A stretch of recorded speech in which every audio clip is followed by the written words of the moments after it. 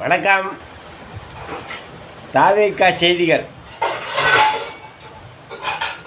அதாவது பெண்கள் அணி, மகளிர் அணி இருக்க, அது விலகிட்டதான் ஒரு தவறான செய்திகள் வந்திருக்கு. மகளிர் அணி அரியலூர் மாவட்டத்தில் ஜெயங்கொண்டத்தில் பழுவூர் பக்கத்தில் வந்துட்டு மகளிர் அணி கொடி எழுதியிருக்காங்க. அது கிட்டத்தட்ட ஒரு 20 பேர் சேர்ந்துருக்காங்க. அதில் பெண் நிர்வாகிக்கு முக்கிய பங்களிப்பு இல்லை அப்படின்னு சொல்லி விலகிறதா ஒரு தகவல் வந்தது. அது காரணம் என்னென்னா, பெண் நிர்வாகி 20 பேருக்கு மேலே இருந்தாங்க. அவங்க எல்லோரும் ஒன்றா சேர்ந்து அவங்களுடைய சொந்த செலவில்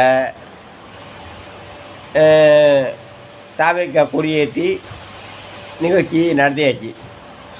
நடத்துகிறப்ப அதுக்கு வந்து சேர்ந்த மாவட்ட செயலாளர் கொடியேற்றிட்டு சிறப்புரையாற்றும் போது அந்த மகளிர் அணிகளை பற்றி சொல்லி மகளிருக்கு இதெல்லாம் செய்கிறவங்கள தொகுத்து வழங்கணும்.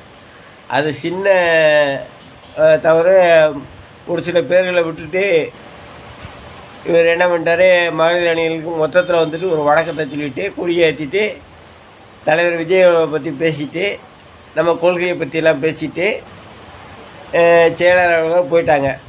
அதுக்கப்புறம் நடந்தது, பெண்களுக்குள்ளே நம்ம கூட்டு வந்து இந்த கொடியெல்லாம் ஏற்றி எல்லாம் செஞ்சுருக்கோமே, இதனுடைய சிறப்புரைகளை நம்ம பேரெல்லாம் சொல்லலையே அப்படிங்கிற போது சின்ன மன வருத்தத்தில் அவசரத்தில் வந்து கொடியை இறக்கிட்டாங்க.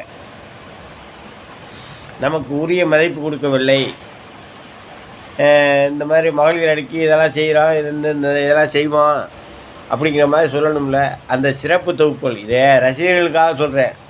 இது வந்து கட்சி அரசியல் பேச்சு இல்லை. இது உண்மையிலே உள்கட்சி பூசணுங்கிறது எந்த கட்சியிலும் இல்லை. டிஎம்கேல இல்லையா, பாஜகவில் இல்லையா, அதிமுகவில் இல்லையா. அதிமுகவில் எந்த லெவலுக்கு போயிட்டுருக்குன்னு தெரியுதா? கட்சி நீங்கள் தான் இருக்கதே செய்யும். மனிதனுக்கு எப்படி சளி பிடிக்குதோ அது மாதிரி கட்சிகளில் எல்லாத்துலேயுமே உள்கட்சி பூசல் இருக்கும். அதனால் இது வந்து ஒரு சின்ன விஷயம்.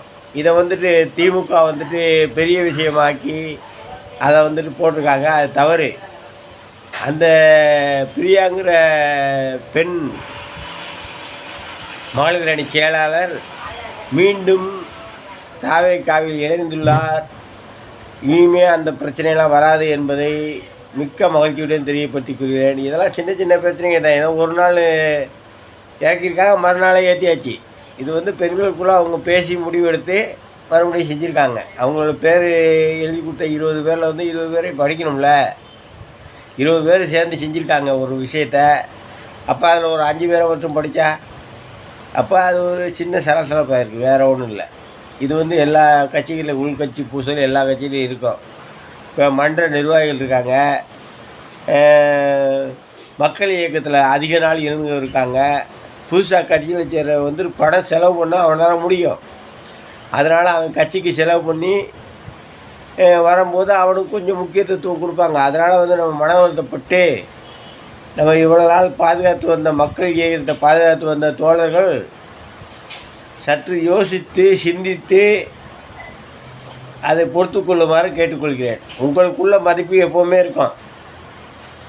மக்கள் இயக்கத்திலேருந்து இருக்கிறதெல்லாம் தலைவர் விஜய் பார்த்துக்கிட்டே இருக்கார்.